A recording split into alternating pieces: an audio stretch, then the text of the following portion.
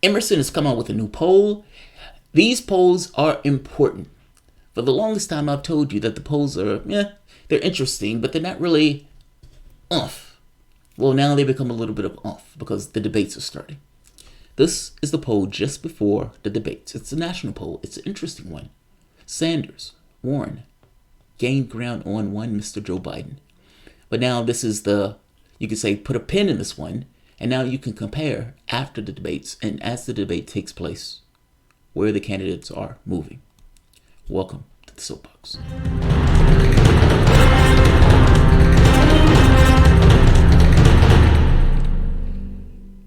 My name is Jamarl Thomas. This is the Progressive Soapbox, and yes, polling is coming up. Now, the debates are set to take place. They're set to start Thursday.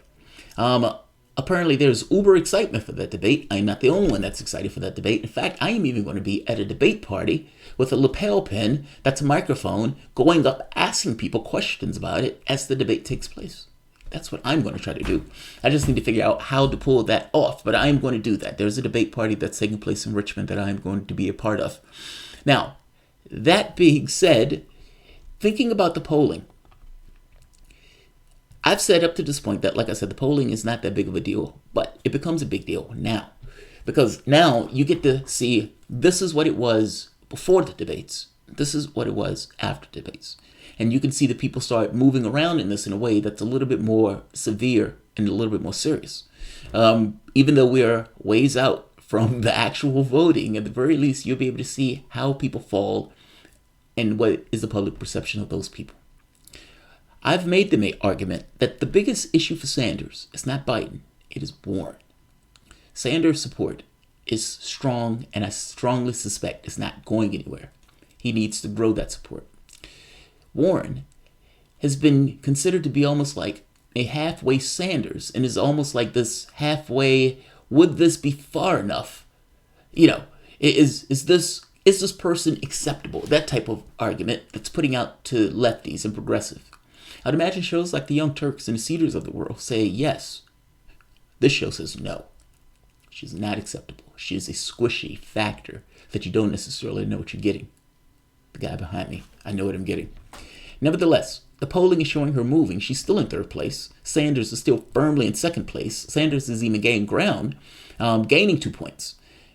Biden has even gained 1 point, which means that they're pulling those points probably from the people towards the end of the polls. Gabbard has not registered on this poll. She's registering at 0%. Mike Gavel is at 1%. I thought that one was interesting. Let's take a look at the polls. So I want to talk about this in two ways. I want to talk about this one from the standpoint of just the raw polling in and of itself. The second part, I want to talk about this as a headwind for Sanders. Because within this polling, there is a monster that lurks for one Mr. Bernie Sanders that we need to talk about. So this polling took place in June of June 20th through 21st. Let me make sure. Yeah. So this place took between June 21st and 24th, meaning between those 3 dates. So this is recent. This is current.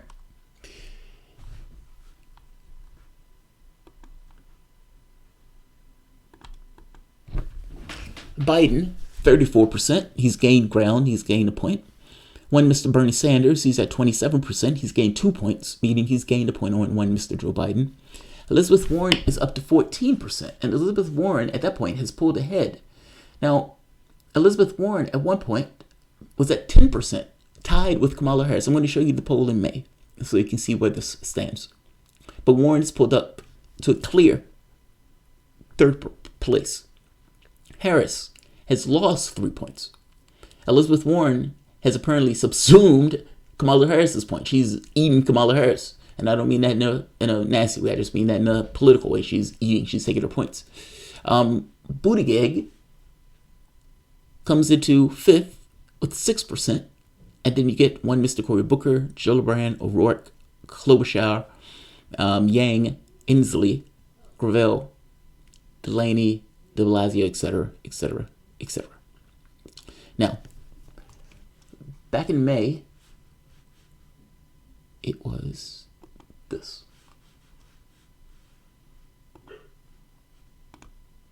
Let's open this.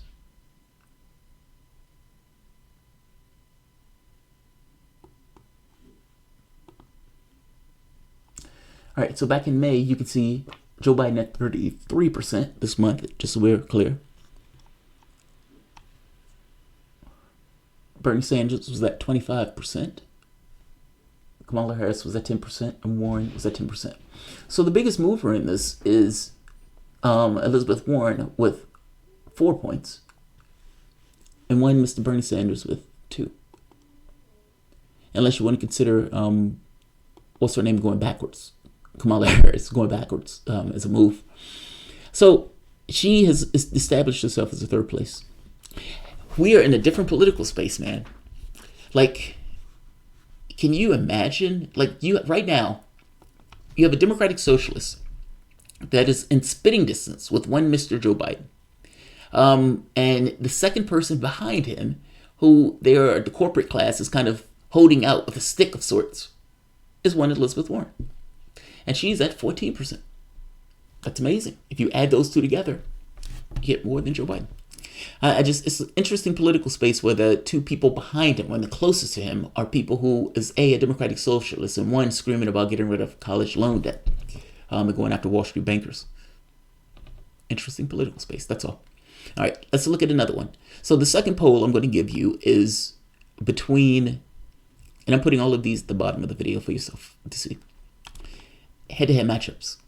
Trump loses in all of these. Trump is getting trounced by Biden and trounced by Sanders. Now, again, interesting to note, the amount that Sanders is beating Trump and Biden is beating Trump is identical. Meaning the guy who calls himself a Democratic Socialist is literally, running neck and neck with the corporatists. Interesting times. Warren is right there with him, 53%. Buttigieg, 52%. Harris, 52%. I don't know if Harris can beat Trump. I don't believe Buttigieg or Warren stands a chance. I could be wrong for that, but I think that's true. All right. Now, the next thing I want to talk about are aspects and the things that are in the polling itself. So, Joe Biden apparently has a commanding lead on the African American vote.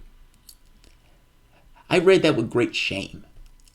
Like, you don't believe you could do better than Joe Biden. You don't believe you could do better than Joe Biden. I thought that was sad.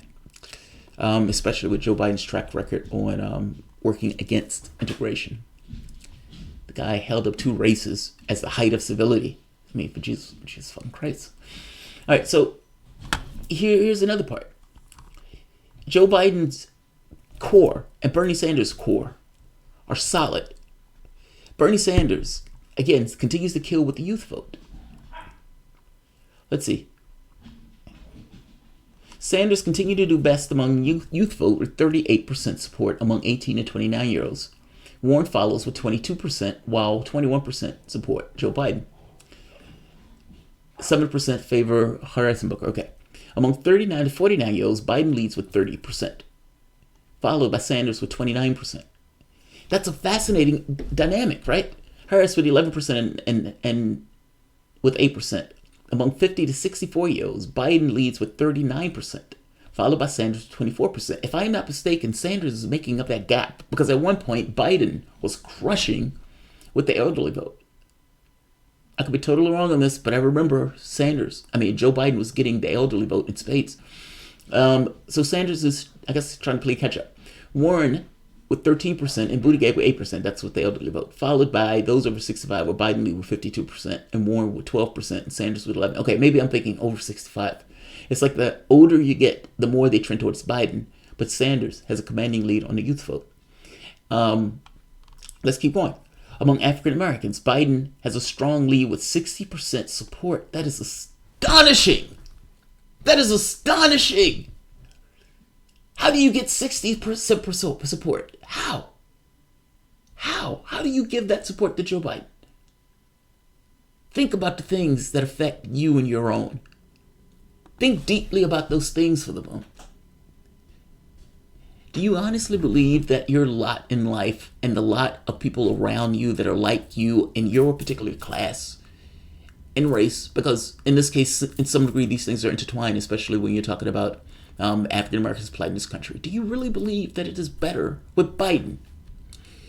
Do you honestly believe that people who are on the lower end of the economic spectrum do better with a Medicare for all system or a middle of the road, whatever that Biden is talking about? And do you even believe it drills in them for him to want to really do it?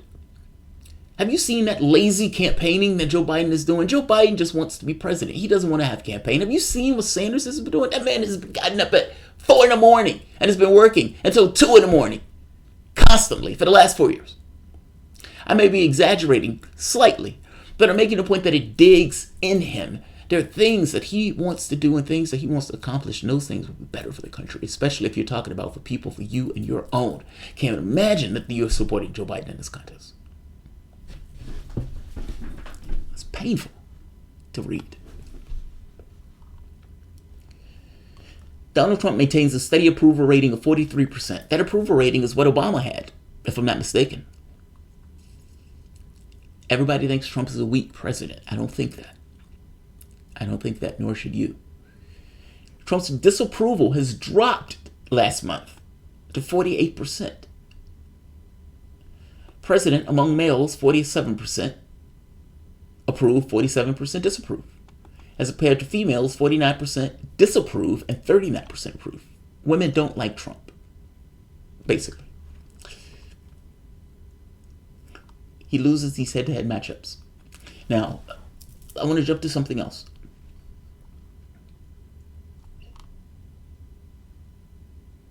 All right, I want to jump to something else. Because when you get some of the positions that Joe Biden takes are difficult in the primaries, but are not difficult in the general election. So they get into these questions on the Hyde Amendment and those type of things. But I want to go to something else. So let me go to the second part. Democratic socialism. Now, if you remember, Sanders gave a speech explaining what democratic socialism was. Now, some people may say, well, God, man, that's a horrible idea. Elizabeth Warren shook her head and laughed at this notion of coming out explaining this and tying yourself to this notion of democratic socialism. The catch is, there's no way for Sanders to do this other than this. This is the door that he has to walk through. If you run, they'll chase you for the rest of your life. Do you honestly believe that people didn't hear Bernie Sanders call himself a democratic socialist? And do you believe that if Sanders somehow stepped away from this, that he wouldn't get hit over the head with this constantly? And the question that the people will ask is, why is he running from this? When Obama passed Obamacare, and then Democrats ran, what happened? They got chased. And that got chased, that just got chased. The public thought there's something wrong with it. Why aren't they defending this thing that they passed? If it was that great, why aren't they standing beside it? There is nowhere for Sanders to go on this but to run through this door. Now, the door may say it's difficult. They may even say this door is impossible to get through. They may even say the door is slammed shut. They may even say that it is foolhardy for Sanders to run a political campaign on this notion of democratic socialism. And that given the speech, going full-throated, running into the jaws of the bear of sorts, it's not a good political strategy. I would argue it is the only political strategy. Sanders identified himself with this. Sanders stuck with this. And he's running with it, as he should. But understand what that means. If Sanders wins with us, if he gets through the primary with us, and if he wins the presidency with us, every argument that they could have thought of about why you should not bring in a democratic socialism would have been levied against Sanders. All sorts of cash would have been levied against Sanders.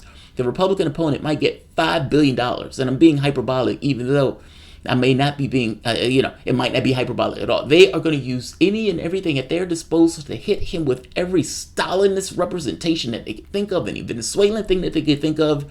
And if he still gets through that door, understand what that means. It's not just Mr. Smith from the Matrix guarding the door. You're talking about bursting through that door in a way where the public will say, yes, we want that. You told us all of the negatives and we still want it. He would have won the argument. If he wins the argument, it's a mandate. If he wins the argument, it's a mandate.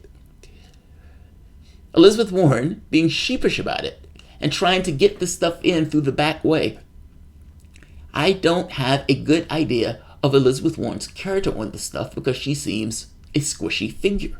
If you want to hear Standing Rock, if you want to go with this notion of even calling herself a Native American, or getting accolades for that. And let's not ever let's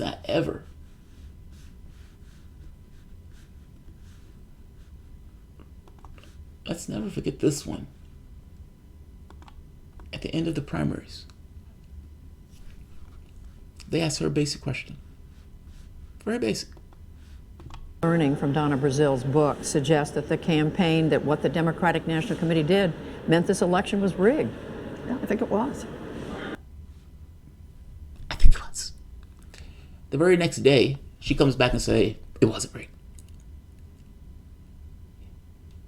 Squishy figure. Squishy figure. Elizabeth Warren being somewhat of a squishy figure, I don't doubt her gumption and her intention on this notion of Wall Street reform. I think she hates bankers. I think if she had the opportunity, she'll keep a banker in a cage in her apartment or something. Like, she dislikes bankers. I get it. And her domestic front, I actually do believe that she believes this stuff. My issue comes into foreign policy and the squishy nature of Warren over the past. And I don't know why that squishy nature would somehow change in the role of presidency. I don't even think she can beat Donald Trump. That's where I'm at. So, just so we're clear. That said, that doesn't necessarily mean that Bernie Sanders doesn't have problems. Bernie Sanders does have problems. One of the things that Bernie Sanders has to overcome is this notion of democratic socialism, because people, for the most part, are not sold on it. I found this interesting. Overall, voters are not acclimated to the candidate who describes themselves as democratic socialists, with 43% saying they would not vote for a candidate with this label, 30% of voters indicating that they would vote for a democratic socialist, and 27% unsure. Among Democratic primary voters, 56% say they would consider voting for a democratic socialist, 15% say they would not, and 29% are unsure. The problem for Sanders and others who describe themselves as democratic socialists is that independents are opposed, 42% to 26%, and that might be a problem for a Democratic nominee to overcome in a general election, said Kimball, director of the Emerson Institute. That's something you have to face. That's something you can't ignore. Now, I'm saying that, but I'm also saying it doesn't necessarily mean it can't be overcome. It's when I'm thinking of my wife. Sometimes, my wife wants to have a child. She wants to get preggo. And in the issues of getting preggo, there's certain health issues that are associated with it. And getting yourself in a condition where you can do that in the best health, she's like, okay, this is never going to happen. In my head, things are not necessarily impossible. Things are just difficult to do. And things that are difficult to do should just be called difficult to do, not impossible. There's a difference in those things. Changing the mind of voters in this is possible. And changing their minds, especially when you're up one-on-one against another candidate and you make your argument, you make your pitch, and they get to see who you are, it's possible. This polling, it's somewhat daunting for somebody who looks at it and says, oh God, Sanders is the way to go. But keep in mind, when Sanders first started, Sanders was at 3%. He was at 3%. We are in a different media space. Whatever I want to think about Elizabeth Warren's squishiness, you can't say that she hasn't necessarily been running on this flaming lefty campaign. She has. And she has been able to claw herself into third place with that campaign. So, let's see. There was somebody here. Agent Apple. Thank you, Agent Apple. DKK. Why is that familiar to me? Is that Czech Republic? No, it's not Czech. I don't know what DKK is. But thank you. All right, I'm not going to keep this one long because this is one of the polling one, and there's not much on, just polling. But that said, the debates are coming up. And I am going to cover the debates. I'm going to cover those debates. So that should be really, really interesting. All right, I'm going to end this here. 19 minutes is too long. I keep doing these videos. These videos are going too long. If you guys enjoy the content, please consider supporting, liking, sharing. You can always support this content through PayPal or Patreon. They have been demonetizing these videos, so we say $1 helps. We are absolutely right. Even $1 helps. Sanders up by 2. Biden moves by 1. Elizabeth Warren up by 4. Kamala Harris down 3. Alan did here. Will you be live covering the debates? Kashwari Kate? Yes, I will be.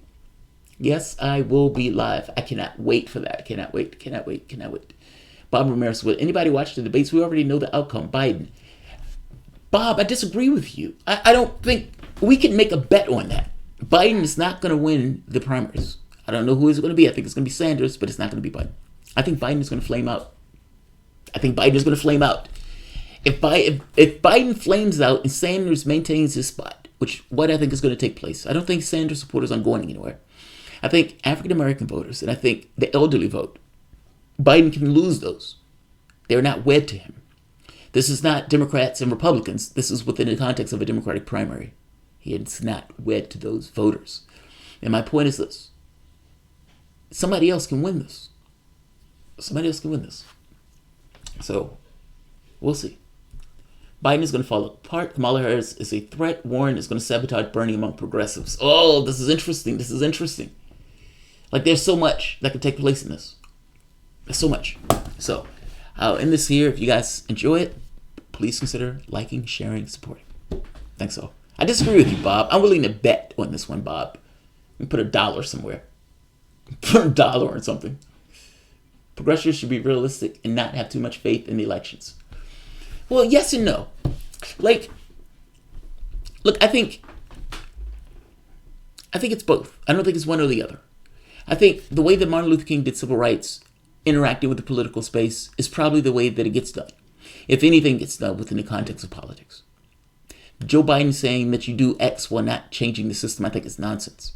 I think the system that produces these outcomes need to be changed. If a system allows one group of people to get 95% of the wealth under the term of Obama, that system needs to be changed. The fact that you have, like, it's astonishing to me that we're okay with a system that allows these outcomes. It is impossible. I was watching, God, what's his name? What is his name? He's rich. He runs Hathaway, Berkshire Hathaway. I can't think of his name. But he makes this point. He's like, I would not be rich if it wasn't for my employees. Yeah, you're right. You wouldn't be. That's across the board. If that's true, which it is true, why do people allow themselves to be into these paltry positions that allows one person to get billions and them to get minimum wage? It is in your best interest, even if you want to consider yourself radical individualists. We pull ourselves up our own bootstraps. Fair enough, fine. Then you radical individualists can work with other radical individualists to come to some kind of consensus on things that have a better outcome for other people in your society. I mean, come on.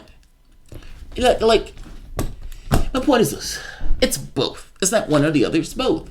I mean, if you're talking about working within the context of a system, it's both. If you're not talking about working within the context of a system, then it doesn't really matter. It's somewhat of a moot point, isn't it? But if you're saying yes, and trying to move the political space, you need an outside pressure constantly pushing on that space when these people are terrified. I agree with that, yes. I agree with that. Totally agree with that. So, I'll end it here. All right, guys. Jamarl has cognitive dissonance. I don't even think you know what that means. I'm even surprised you could spell it. Just saying. Fucking with yourself.